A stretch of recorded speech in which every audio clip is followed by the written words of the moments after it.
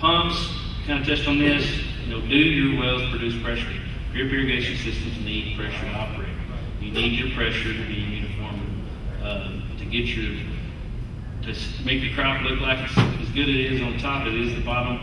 You need to know what your pressure is for coming in. Most drip systems will operate between 25 and 35 psi.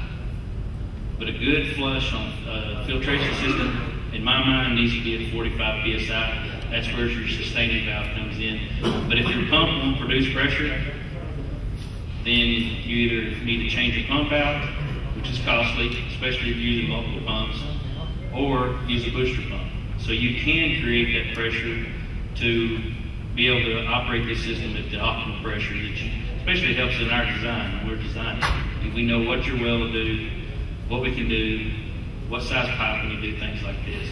Fly lakes, tailwater pits, probably require the booster pump. If it's multiple wells, it's too expensive to go out there and pull all those and re-bowl them, clean them up. So that's why it may be cheaper to put in a booster pump. Also, you may have just drilled this well, it's brand new, it produces pressure. The other pump's been in there for 30 years.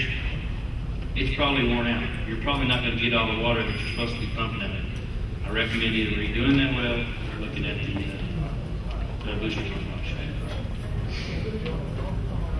Injection pumps, that's the precise way to spoon feed the nutrients to the system.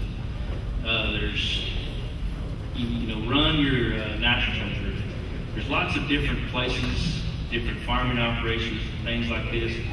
But if you're going to get the key and the most use out of that drip irrigation system, use it to deliver the nutrients to your system.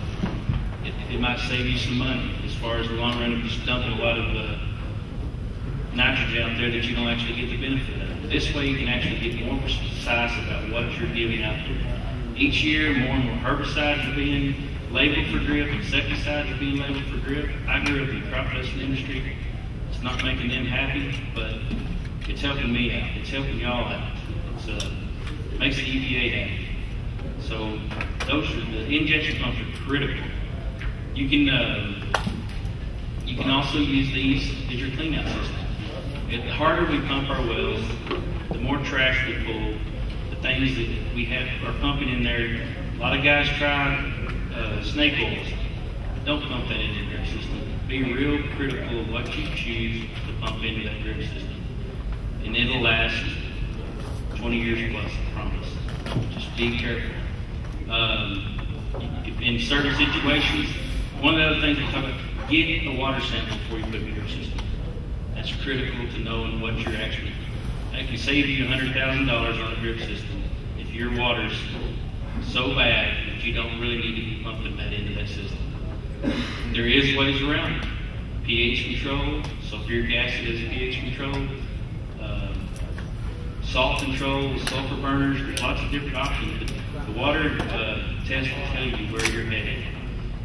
If you do run into plugging problems with manganese, iron bacteria, iron, those are just certain things you can run. The systems are set up, most drip irrigation systems are set up to run acid through and/or acid and peroxide for cleaning the system out. And that's where the injection pumps come in.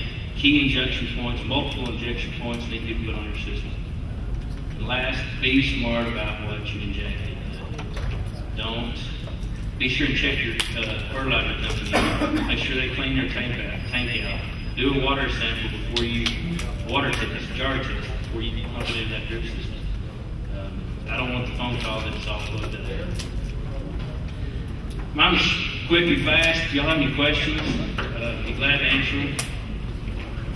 I know I kind of ran through it. There's tons and tons of more of products that really need to be looked at if you're doing the drip system.